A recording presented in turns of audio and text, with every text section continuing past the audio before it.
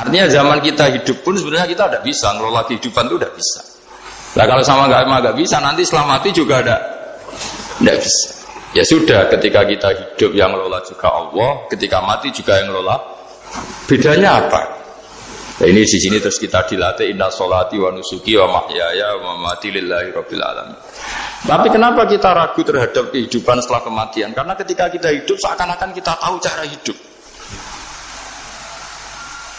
Makanya Allah itu tersinggung betul ketika ada orang merasa bisa ngelola cara hidupnya.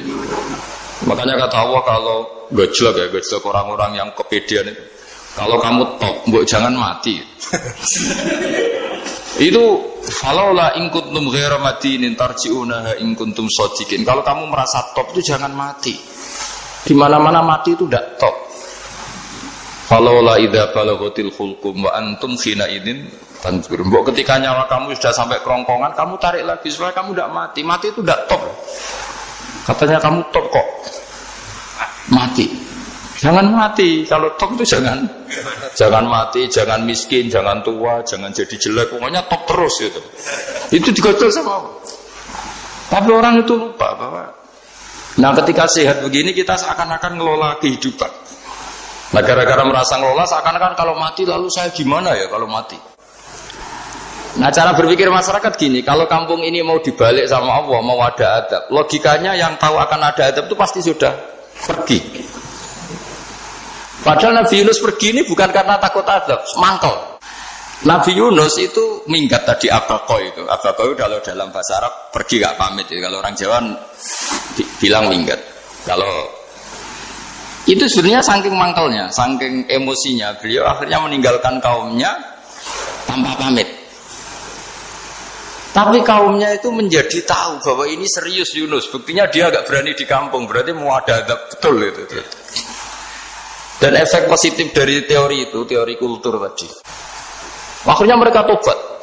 Saat itu juga mereka wiridan di lapangan. Terus semua kesalahannya diselesaikan. Sampai ada rumah yang sudah dibangun permanen karena di tanah tetangga. Dirobohkan saat itu juga. Bahkan ada batu yang dulu nyuri. Satu dua batu yang dulu hasil nyuri. Saat itu juga dirobohkan, dikembalikan sama penghuni. Hari itu semua kedoliman diselesaikan. Ini penting saya utarakan, jadi tobat itu tidak hanya istighfar. Kalau istighfar ribet, tobatnya orang punya utang terus istighfar gitu kan ribet. Kan ribet itu. Ada punya utang terus minta maaf itu kan ribet itu.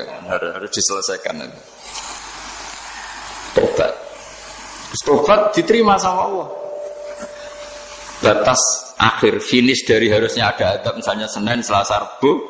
Harusnya Rabu itu sudah kena adab. Ternyata Rabu itu tidak kena adab. Nabi Yunus sebetulnya juga penasaran kampungnya itu kena adab tidak. Dilihat dari jauh ternyata tidak. Tambah kecewa dia. Jadi, wah ini saya kalau pulang pasti dibunuh karena saya dianggap pembohong. Di masyarakat situ ada aturan siapa yang bohong dibunuh. Padahal Nabi Yunus ngumumkan nanti Rabu ada adab. Kira-kira gitu. Ternyata Rabu itu tidak ada adab. Makanya dia sudah di batas kampung kembali minggat lagi karena nanti pulang pasti dibunuh karena dia dianggap bohong. Ya akhirnya masyhur itu. Terus dia ikut nelayan sekenanya, yang penting lari dari kampung, ikut nelayan sekenanya. Zaman itu, ini saya ulang lagi zaman itu.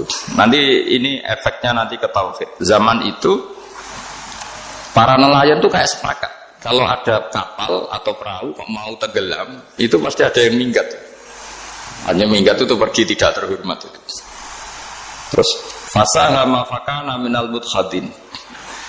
Nah, dulu itu orang sudah punya peradaban. Ini cerita kultur, sudah punya peradaban. Punya peradaban. Ya sekarang gini, kalau nyemplungkan salah satu kan tidak adil diundi. Diundi. Ternyata yang keluar dia Nabi Yunus. Terus mereka tahu ini orang nggak pantas dikorbankan. Dan Nabi di mana-mana itu ganteng. Orang Allah itu punya sunat unik. Nabi itu harus paling ganteng di kampungnya. Nasabnya juga harus paling baik. Kabar-kabarnya juga istrinya harus paling cantik. Itu memang aturannya gitu. Nggak tahu saya.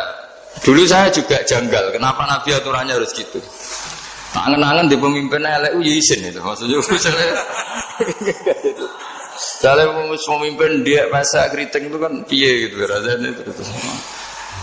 Jadi Nabi itu pasti itu paling ganteng di kampungnya, terus dari nasab ya terbaik, terus rata-rata istrinya itu ya selain solihah itu ya paling ganteng. Karena ya dibully kan, sawar tidak jadi Nabi, nak bujune elek kan ya ribet kalau misalnya ada yang bully gitu kan juga ribet. Singkat cerita terus dia akhirnya ditenggelamkan,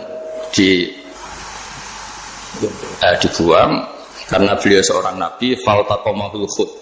Beliau ditelan ya. Iltiqam itu tidak digigit, ditelan ya. Karena ditelan beliau tidak ngalami dikunyah, ditelan. Iltiqam itu ditelan. Karena beliau seorang Nabi di dalam batnil khut itu di perut. Itu dia wiridan. Dan barokahnya wiridan itu perut ikan ini menjadi masjid. Dia nyaman di situ nyaman karena terus ngalami karomah lah. Andikan wali itu ngalamin karomah. Nah kesimpulan dari cerita ini itu apa? Masyarakat itu akan selalu dengan kulturnya sendiri. Para nabi juga punya kultur sendiri. Dan Allah yang ngelola itu semua. Saya ulang lagi, Allah yang ngelola itu semua. Makanya terus dua kultur ini kalau Allah menghendaki itu gampang sekali. Akhirnya yang terjadi apa? Nabi Yunus jadi kasih sanksi Allah karena pergi tidak pamit. Masyarakatnya justru enggak karena tobat. Dan tobatnya masyarakatnya ini karena kekeliruan Nabi Yunus. Keliru dengan makna bukan dosa. Andai kan Nabi Yunus saat itu kok di rumah ingin menyaksikan adab, itu masyarakat mesti gak percaya kan ada adab. Mau ada adab kok dia di rumah gitu. Jadi unik, Allah cara ngelola masyarakat itu unik. Nah dari keunikan-keunikan cara Allah ini kemudian lahirlah ilmu yang bernama ilmu tauhid, ilmu tawakal, ilmu pasrah nang pengiran.